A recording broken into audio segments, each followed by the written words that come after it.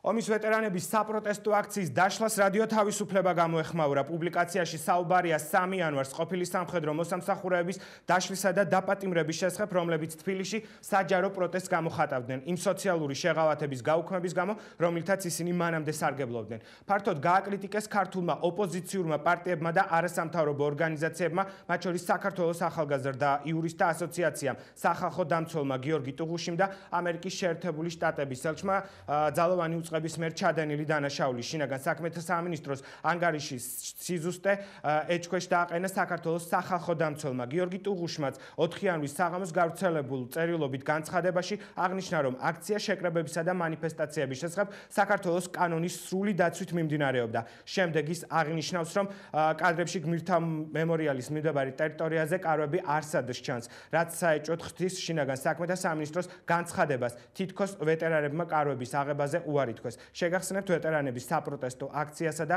სამართალდამცველების მხრიდან მათზე განხორციელებულ ზეწოლას რადიო თავისუფლება გამოეხმაურა.